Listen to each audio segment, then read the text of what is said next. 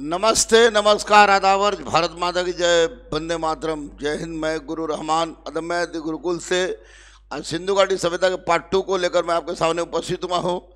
आप लोग इसको गौर से देखिएगा। सारा का सारा PDF गुरु रहमान और अदम्य आदित्य टेलीग्राम पर डाला जा रहा है। इसको आप लोग देखिएगा, उसको डाल दो। देखिए, पहले क्वेश्चन करा ले, उसके बाद फिर ये करेंगे। सिंधु घाटी सभ्यता का स्वरूप क्या था? सिंधु घाटी सभ्यता का स्वरूप मातृसत्तात्मक था। सिंधु घाटी सभ्यता का स्वरूप मातृसत्तात्मक था। सिंधु घाटी सभ्यता में कितने प्रकार के समाधान पद्धति थी? 3 प्रकार के: सौदा, खुले आकाश के नीचे लिटाना और दफनाना। सिंधु घाटी सभ्यता किस स्थल पर शव को करवट करके लिटाया जाता था? सिंधु घाटी सभ्यता के किस स्थल पर शव को करवट करके लिटाया जाता था? लोथल। सिंधु घाटी सभ्यता के में किस स्थल पर शव को पेट के बल लिटाया जाता था? कालीबंगा। अब देखिएगा कि एक बहुत ही महत्वपूर्ण आधार है, जब उनको करके आओ तब तक हम बकते हैं। एक सबसे महत्वपूर्ण बात यह है कि हम लोग अभी तक सिंधु घाटी सभ्यता के लिपि को पढ़ नहीं पाए हैं, कारण कि लिपि पिक्टोग्राफिक थी। अब पिक्टोग्राफिक लिपि है भाव चित्रात्मक, जिसको हिंदी में कहा जाता है, जिसका टेक्निकल नाम वस्त्रोफिदोन है। जब लिपि को पढ़ा नहीं जा सका है तो स्वाभाविक है कि इस सभ्यता से संबंधित तमाम वो चीज़ें, सामाजिक हो, आर्थिक हो, राजनीतिक हो, धार्मिक हो, उन सारी चीज़ों की जानकारी का एकमात्र स्रोत उत्खनन से प्राप्त सामग्री है। उत्खनन से प्राप्त सामग्री है। तो उसमें हम लोग देखेंगे कि सिंधु घाटी सभ्यता में धर्म कैसा था। तो धर्म के बारे में जानकारी का भी स्रोत आपको होगा निश्चित रूप से, आप खुदाई से प्राप्त सामग्री। तो एक बात याद रखिएगा हमेशा कि जो सभ्यता कृषि मूलक होगी, यानी मैं ये नहीं कह रहा हूँ कि सिंधु घाटी सभ्यता कृषि मूलक थी, नगरीय सभ्यता थी, परंतु नगर के विकास के लिए कृषि आवश्यक है, क्योंकि बिना सरप्लस प्रोडक्शन के नगरीकरण हो ही नहीं सकता है। तो सिंधु घाटी सभ्यता के नगरीकरण के विकास का मूल आधार आपको एग्रीकल्चर बेस्ड सोसाइटी था। तो मैं आपको स्पष्ट रूप से बता दूं कि जब जो सभ्यता का मूल आधार कृषक होगा, कृषि होगी, उसमें मातृ देवी की अवधारणा बढ़ जाती है, लेडी यानी देवी की अवधारणा बढ़ जाती है। और जिस सभ्यता का मूल आधार पशुपालक होगा, उसमें पुरुष देवता का महत्व बढ़ जाता है। तो सिंधु घाटी सभ्यता एक नगरीय सभ्यता थी, और उस नगरीय सभ्यता के विकास में जो सबसे बड़ा योगदान था वो कृषि का। तो कृषि के कारण निश्चित रूप से इसमें देवी का महत्व अधिक होगा। तो हम लोग जानते हैं कि सिंधु घाटी सभ्यता के लिपि को अभी तक पढ़ा नहीं जा सका है। इसी कारणवश इस सभ्यता के धर्म से संबंधित सूचना का एकमात्र स्रोत उत्खनन से प्राप्त सामग्री है। उत्खनन से स्पष्ट होता है कि इस काल के धर्म की सबसे महत्वपूर्ण विशेषता मातृ देवी की उपासना थी। उत्खनन से स्पष्ट होता है कि इस काल के धर्म की सबसे महत्वपूर्ण विशेषता मातृ देवी की उपासना थी, यानी मातृ देवी की उपासना इस काल के धर्म की सबसे महत्वपूर्ण विशेषता थी। हड़प्पा से प्राप्त एक मोहर पर मातृ देवी का चित्र अंकन है। हड़प्पा से प्राप्त एक मोहर पर मातृ देवी का चित्र का अंकन है, जिसके भ्रूण से पौधा निकलते हुए दिखाया गया है। हड़प्पा से प्राप्त एक मोहर पर मातृ देवी के चित्र का अंकन है, जिसके भ्रूण से पौधा निकलते हुए दिखाया गया है। भ्रूण से पौधा निकलते हुए दिखाने का मतलब हो गया, भ्रूण से पौधा निकलते हुए दिखाया जा रहा है, इसका मतलब स्पष्ट हो गया कि ये आपको भ्रूण से पौधा निकलते हुए दिखाया गया है। तो जॉन मार्शल ने इसे मातृ देवी कहकर संबोधित किया है।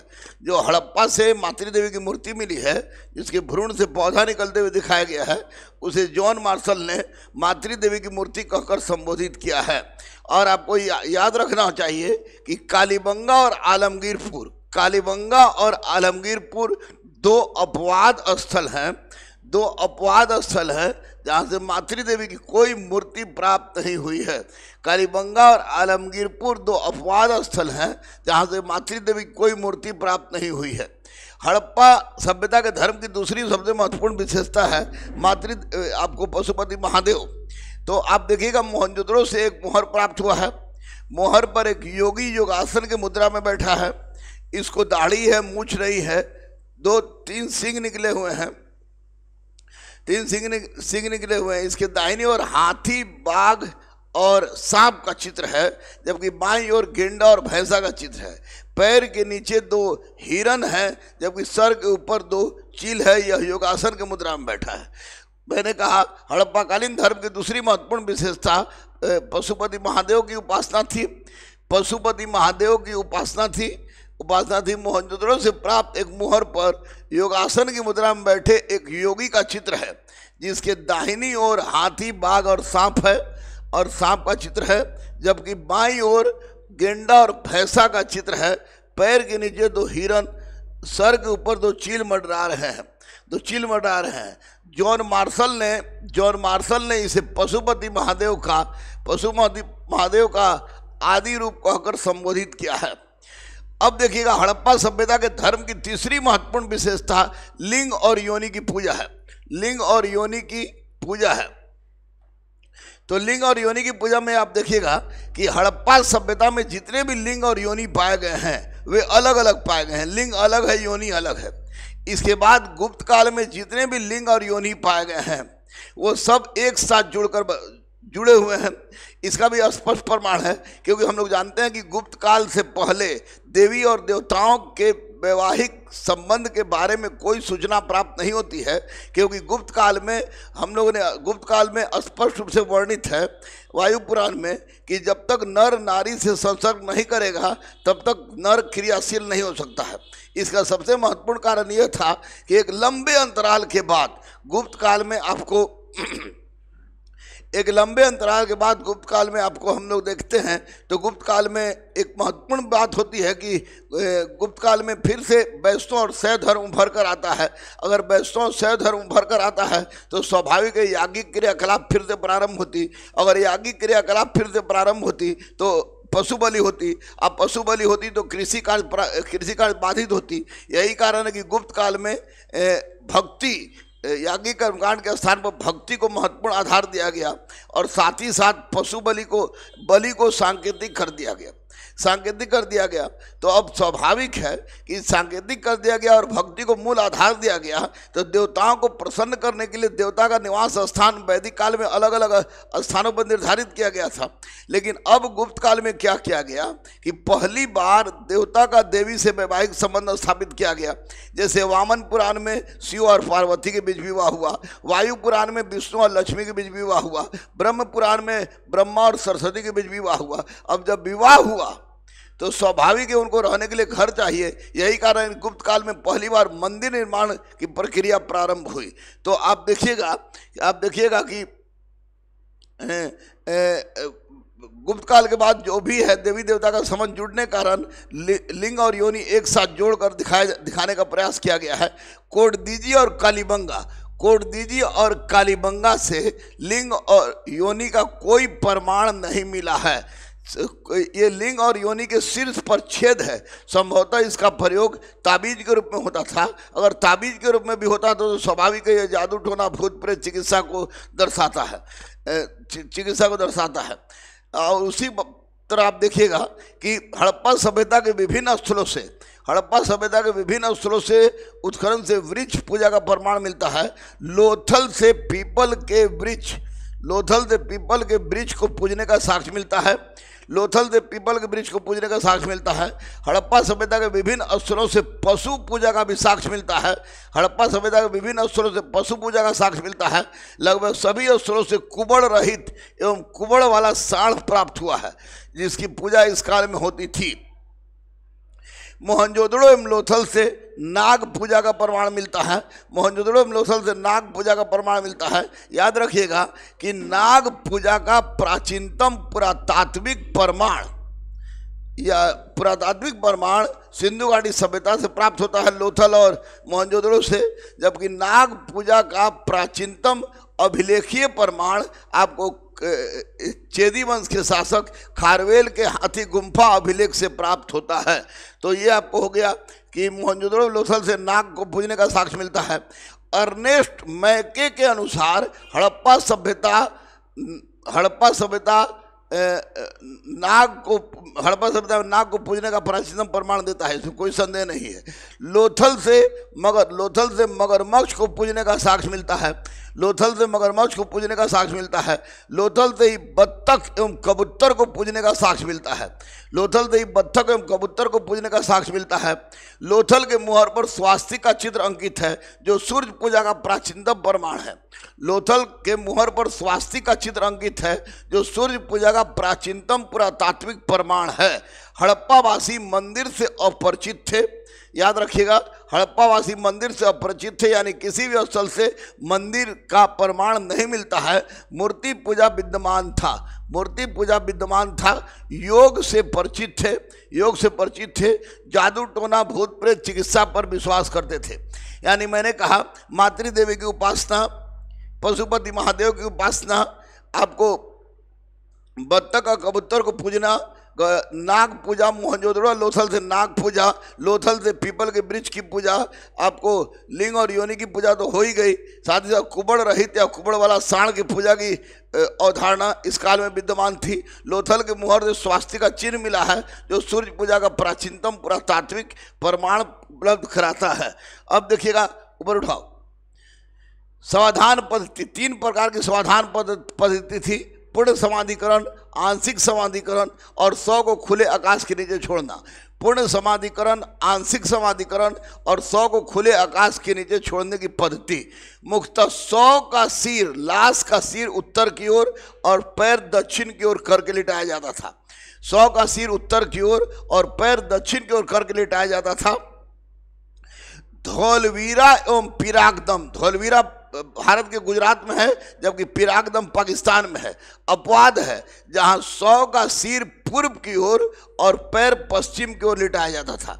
मैंने कहा कि प्रत्येक स्थल से 100 का सिर उत्तर की ओर और पैर दक्षिण की ओर करके लिटाए जाते थे। धौलवीरा और पिरागदम अपवाद है, तो धौलवीरा और पिरागदम अपवाद है। इसका कहने का मतलब ये हुआ कि धौलवीरा और पिरागदम में 100 का सिर पूर्व की ओर और पैर पश्चिम की ओर करके लिटाया गया है। और जिस सभ्यता में 100 का सिर पूर्व की ओर और पैर पश्चिम की ओर करके लिटाया जाए, उसे शिष्ट समाधान पद्धति, उसे शिष्ट समाधान पद्धति, उसे शिष्ट समाधान पद्धति के नाम से जाना जाता है, जाना जाता है। उसी इस पद्धति को शिष्ट समाधान पद्धति के नाम जाता है। लोथल में 100 को करवट करके लिटाया जाता था। लोथल में 100 को करवट करके लिटाया जाता था। कालीबंगा में 100 को पेट के बल लिटाया जाता था। कालीबंगा में 100 को पेट के बल लिटाया जाता था। हड़प्पा से 57 कब्र मिले हैं। 57 कब्र एक ही रो में है। इसमें से 1 से 36 और 38 से 57 है, और 37 नंबर का जो कब्र है वो 37 नंबर का कब्र है। इसमें से पाया गया कंकाल हड़प्पा सभ्यता में पाए गए कंकाल से भिन्न है, इसीलिए इसको R37 या H37 या विदेशी का कब्र कहकर संबोधित किया गया है। अगर पूछे R37 समाधि कहाँ से मिला, हड़प्पा से, H37 समाधि कहाँ से मिला, हड़प्पा से, विदेशी का कब्र कहाँ से मिला, हड़प्पा से। मोहनजोदड़ो से कोई कब्र प्राप्त नहीं हुआ है। माउंट ऑफ डेड कहलाता है। यहाँ 23 जोड़ा कंकाल प्राप्त हुआ है। संभवतः मोहनजोदड़ो में 100 को खुले आकाश के नीचे छोड़ देने की प्रथा विद्यमान रही होगी। आपको मोहनजोदड़ो में 100 को खुले आकाश के नीचे छोड़ने की प्रथा विद्यमान रही होगी। लोथल से युग्मित समाधान, लोथल से युग्मित समाधान जोड़ा में दफनाने का प्रमाण मिलता है, जिसे S.R. राव ने सती प्रथा का प्राचीनतम पुरातात्विक प्रमाण माना है। लोथल से युग्मित समाधान मिला है। यहाँ से 3 ऐसे कब्र मिले हैं जिसमें स्त्री और पुरुष दोनों कंकाल मिले हैं, जिसे S.R. राव ने सती प्रथा का प्राचीनतम पुरातात्विक प्रमाण माना है। सुरकोतदा से कलश समाधान मिला है, यानी कि 100 को जलाकर उसके राख को घड़ा में रखकर उसको दफनाने का प्रमाण मिला है। सुरकोतदा से कलश समाधान का प्रमाण मिला है। सुरकोतदा से अंडाकार कब्र मिला है, जिसे अनोखी कब्रगाह कहकर संबोधित किया गया है। सुरकोतदा से अंडाकार कब्र मिला है, जिसे अनोखी कब्रगाह कहकर संबोधित किया गया है। कालीबंगा से 100 कालीबंगा से 100 के साथ बर्तन एवं आभूषण को भी दफनाने का साक्ष्य मिला है। कालीबंगा से 100 के साथ बर्तन एवं आभूषण को भी दफनाने का साक्ष्य मिला है, जो इस बात का परिचायक है कि हो सकता है कि लोग मृत्यु के पश्चात जीवन पर विश्वास करते होंगे। कालीबंगा से 100 के साथ साथ बर्तन एवं आभूषण को भी दफनाने का प्रमाण मिला है। कालीबंगा से एक बच्चे की खोपड़ी मिली है, एक बच्चे की खोपड़ी मिली है जिसमें 6 छेद है, जिसे शल्य चिकित्सा का प्राचीनतम पुरातात्विक प्रमाण माना है। ये शल्य चिकित्सा का प्राचीनतम पुरातात्विक प्रमाण माना है। रोपड़ को हम लोग रूपनगर कहते हैं। रूपनगर से 100 के साथ कुत्ता को दफनाने का साक्ष्य मिला है। रोपड़ से 100 के साथ कुत्ता को दफनाने का प्रमाण मिला है। कोटदीजी से 100 को बड़े बड़े पत्थर से ढकने का प्रमाण मिला है। कोटदीजी से 100 को बड़े बड़े पत्थर से ढकने का प्रमाण मिला है। धौलवीरा से 6 बिल्कुल खाली कब्र मिले हैं और साथ ही साथ धौलवीरा के कब्र में संगमरमर का प्रयोग हुआ है। ये कोई दिक्कत नहीं हुई। अब देखिएगा आप लोग, सिंधु घाटी सभ्यता की आर्थिक स्थिति के बारे में भी स्पष्ट आप लोग जान लीजिए कि लिपि को अभी तक पढ़ा नहीं गया है, और जब लिपि को अभी तक पढ़ा नहीं गया है तो जो भी जानकारी का मुख्य स्रोत है वह उत्खनन से प्राप्त सामग्री है।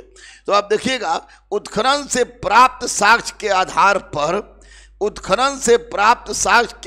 पर यह स्पष्ट होता है कि हड़प्पा वासी नवंबर माह में बाढ़ उतर जाने के बाद फसल बो देते थे। नवंबर माह में बाढ़ उतर जाने के बाद फसल बो देते थे तथा अप्रैल में बाढ़ आने के पूर्व फसल काट लेते थे। हड़प्पावासी नवंबर माह में बाढ़ उतर जाने के बाद फसल बो देते थे तथा अप्रैल में बाढ़ आने के पूर्व फसल काट लेते थे। सिंचाई के लिए इनके द्वारा मुख्यतः बाढ़ के पानी का प्रयोग होता था। हरियाणा स्थित कुणाल से कृत्रिम सिंचाई के साधनों की सूचना प्राप्त होती है।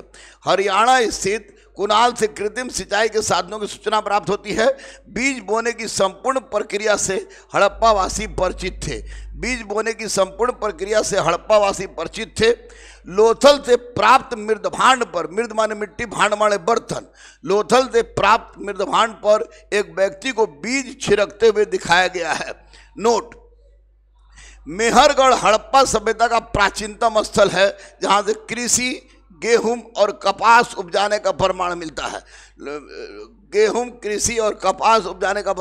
है। मैंने पहले भी कहा कि सिंधु घाटी सभ्यता एक नगरीय सभ्यता है और किसी भी नगरीय सभ्यता के विकास का मूल आधार कृषि होता है। बिना कृषि के सरप्लस प्रोडक्शन के नगर की परिकल्पना आप नहीं कर सकते हैं। और वही आप देखिएगा कि मेहरगढ़, किलीगुल, मोहम्मद पेरियानो घुंडई, राणा घुंडई, दम Sadat first, Sadat second, Anjira first, Anjira second, बूथी, थोरो हिल, प्रभासपट्टनम, बनवाली, चारोदाड़ो, कालीबंगा, हड़प्पा, मोहनजोदड़ो, ये सारा का सारा विकास जो हुआ है वह कृषि के कारण हुआ है। इसलिए यह कहा जाता है कि हड़प्पा सभ्यता का मुख्य व्यवसाय, आपको भले ही वाणिज्य व्यापार रहा हो, लेकिन हड़प्पा सभ्यता के नगरीकरण का मूल आधार एग्रीकल्चर था, कृषि था।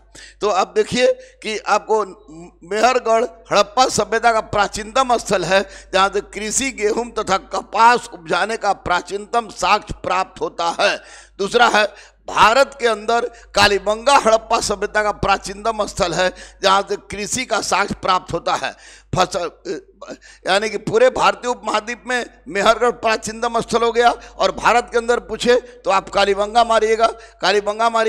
अब देखिए, मुख्य फसल में है गेहूं, जौ, खजूर, तिल, सरसों, कपास, चना, मटर, तरबूज।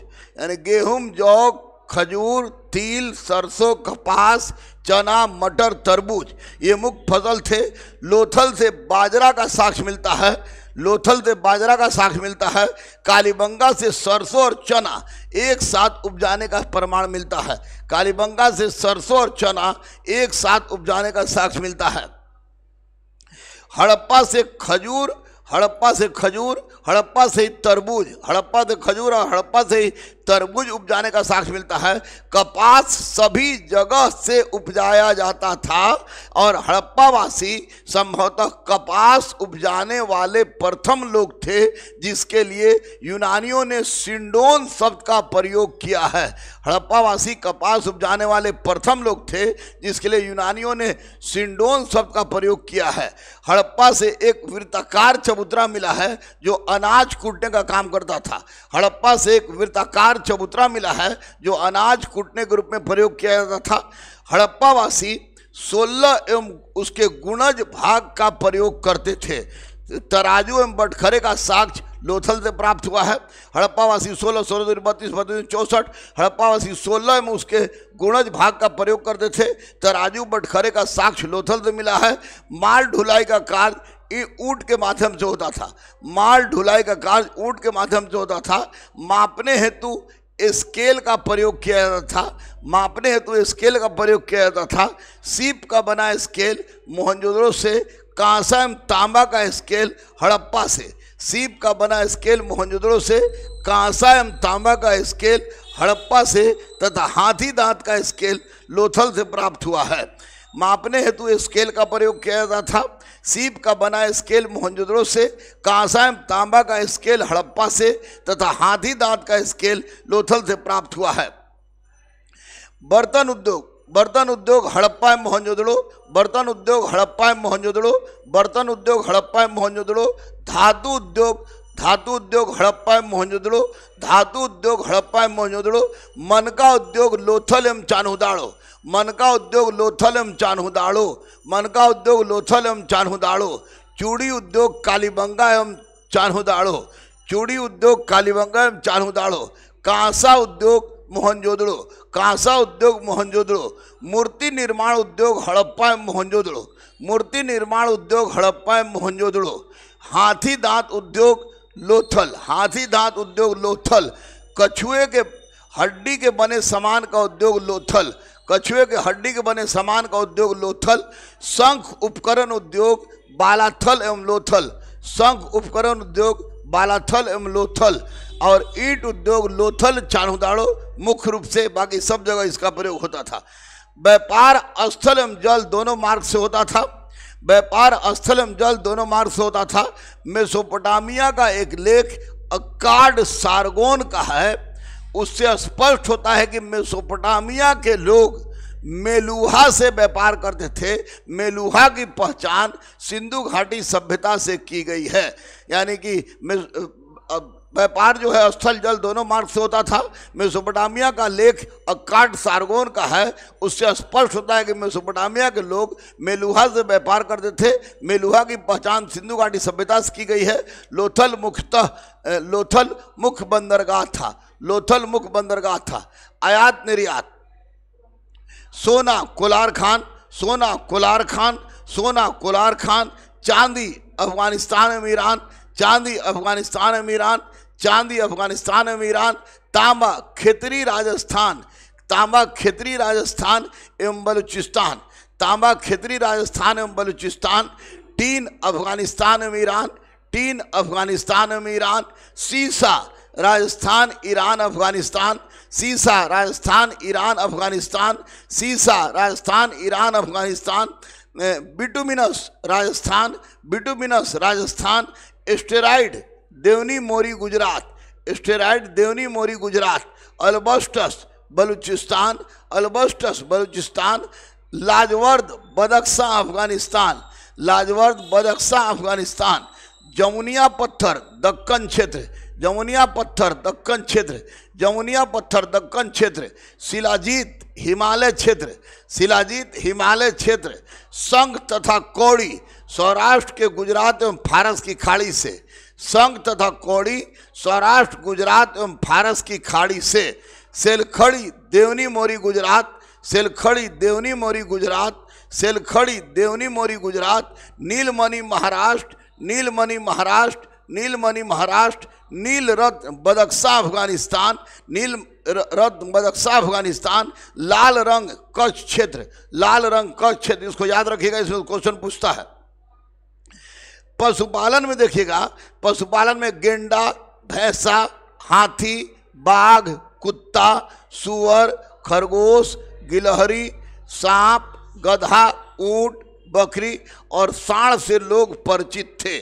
और गेंडा, भैंसा, हाथी, बाघ, कुत्ता, सुअर, खरगोश, गिलहरी, सांप, गधा, ऊंट, बकरी और सांड से परिचित थे।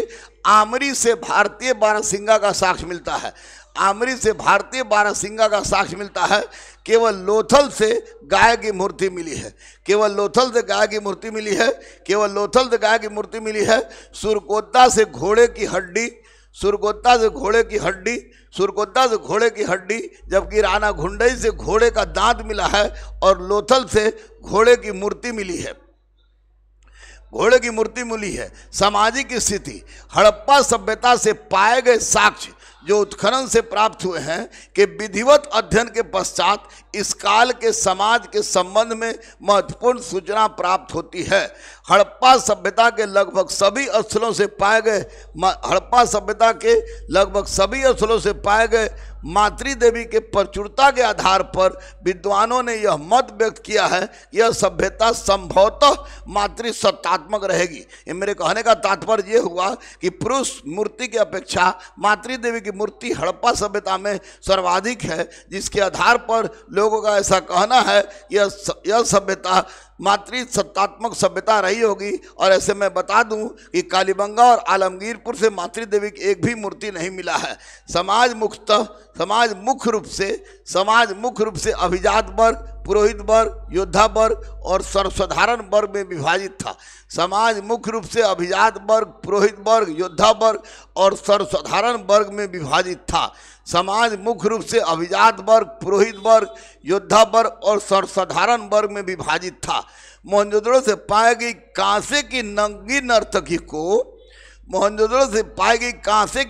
नर्तकी को डीडी कोसाम्बी ने नर्तकी के साथ जोड़कर देखा है।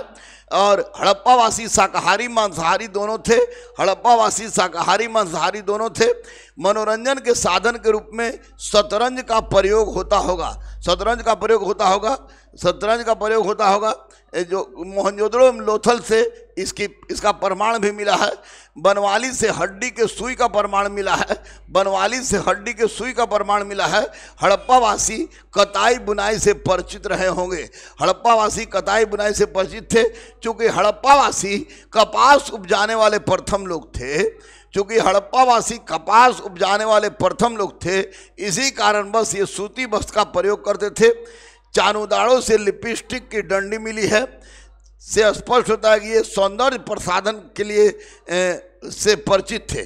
स्त्री पुरुष दोनों आभूषण का प्रयोग करते थे। चूँकि हड़प्पा सभ्यता की लिपि को अभी तक पढ़ा नहीं जा सका है, इसी कारणवश इस सभ्यता की राजनीतिक स्थिति का जानकारी का भी एकमात्र स्रोत उत्खनन से प्राप्त सामग्री है।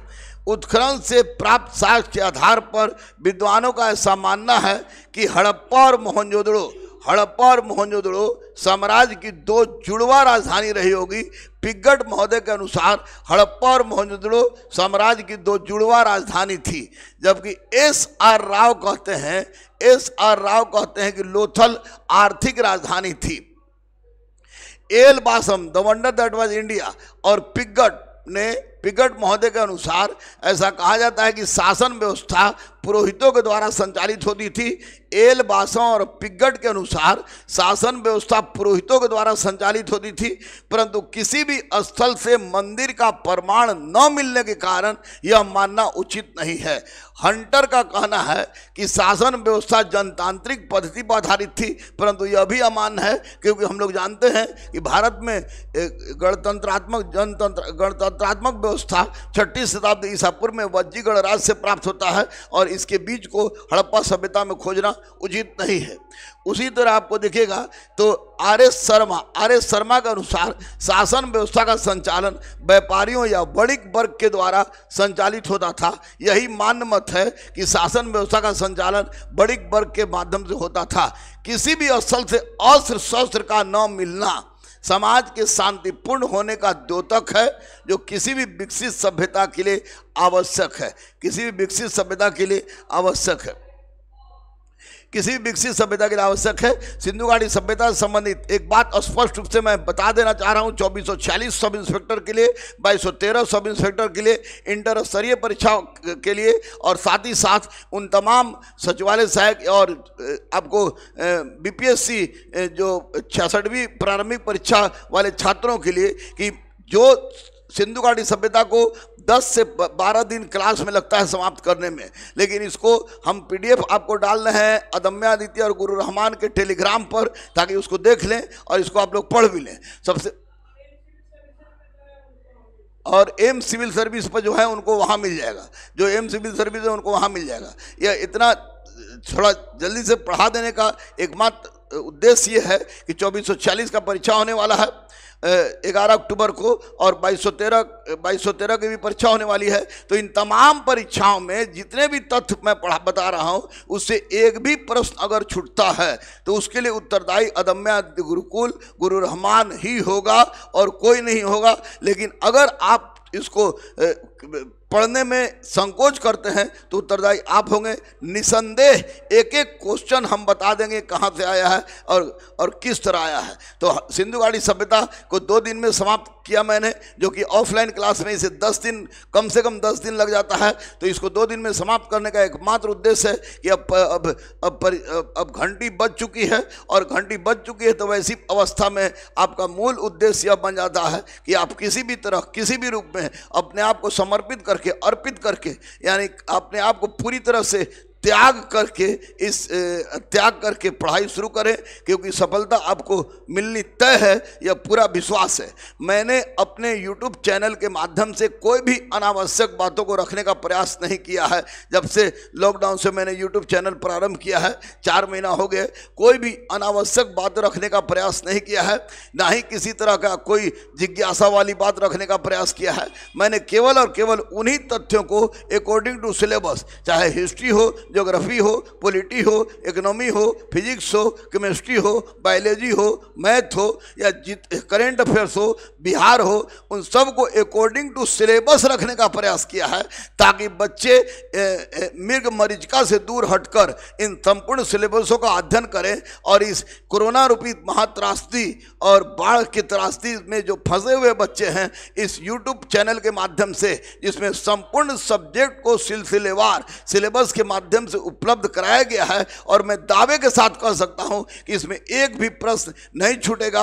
और हम तैयार हैं, आप तैयार हैं, हम लोग तैयार हैं, आप लोग तैयार हैं, तो फिर स्टार भी तैयार है और आपके कंधे पर स्टार लगवा के रहेंगे। इसी वादा के साथ मैं अभी ले रहा हूं ब्रेक, और तुरंत आ रहे हैं थोड़ी देर में हम मुगल काल में अकबर के साथ, और अकबर के पश्चात फिर आएंगे आपको 1937 से लेकर 1940 तक के इतिहास तक आ जाएंगे मॉडर्न इंडिया में। और साथ ही साथ बता दें कि 1 बजे से जो टेस्ट होता है, वह 1 बजे से टेस्ट रेगुलर सोमवार मंगल बुध बृहस्पतिवार, सोमवार मंगल बुध बृहस्पतिवार को 1 बजे से टेस्ट का डिस्कशन होगा रेगुलर, और शुक्रवार, शनिवार और रविवार को 11 बजे से जो टेस्ट होता है वह 11 बजे से टेस्ट होगा, यानी 7 दिन टेस्ट होगा। और ऐसी परिस्थिति में अगर आपके द्वारा मिस किया जाता है तो आप स्पष्ट मान लीजिए कि ज़िंदगी में बहुत ही तकलीफदेह ज़िंदगी है। और हम लोग तो चपरासी तक नहीं बन पाए,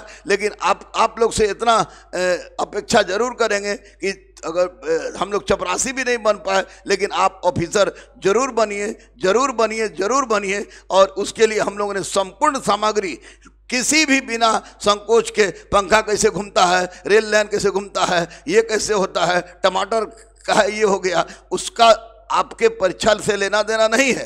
परीक्षा से लेना देना है history, geography, polity, economy, physics, chemistry, biology, current, Bihar और टेस्ट। तो हम लोगों ने 4-5 महीना के इस लॉकडाउन में केवल और केवल सिलेबस से संबंधित तथ्यों को आपके सामने रखने का प्रयास किया है। और मुझे पूरा विश्वास है हमारे अदम्य आदित्य गुरुकुल के तमाम वैसे शिक्षक जो कि एक बृहद अनुभव रखते हैं, महत्वपूर्ण अनुभव रखते हैं, भले ही चपरासी भी नहीं बन पाए हों उनकी दूसरी बात है, लेकिन इतना अनुभव रखते हैं कि उस अनुभव के बल पर किसी को भी IAS बनाने की क्षमता रखते हैं। तो आप लोग दरोगा बनने जा रहे हैं, तो 2446 दरोगा, मैं पहले भी बोलता था कि 2446 दरोगा हमारा है, 2446 40 दरोगा हमारा ही रहेगा, 2213 दरोगा हमारा है, 2213 दरोगा हमारा ही रहेगा। और इसी के साथ आज हम ब्रेक लेते हैं ब्रेक। कल हम वैदिक सभ्यता में ऋग्वैदिक कालीन सामाजिक आर्थिक राजनीतिक धार्मिक, उत्तर वैदिक कालीन सामाजिक राजनीतिक सामाजिक आर्थिक राजनीतिक धार्मिक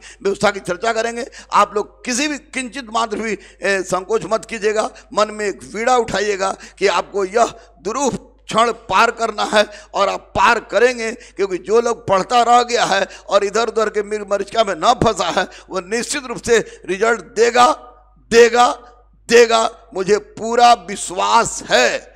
मैं स्पष्ट रूप से बता दूं कि रिजल्ट कैसे लिया जाता है मुझे पता है, सारे शिक्षकों को पता है। इसलिए आप हो जाइए तैयार, आप तैयार, हम तैयार, तो क्यों नहीं मिलेगा स्टार। इसी के साथ मैं गुरु रहमान अदम्य यति गुरुकुल से कैमरामैन बेटी और बेटा के साथ नमस्ते, नमस्कार, जय हिंद, भारत माता की जय, वंदे मातरम।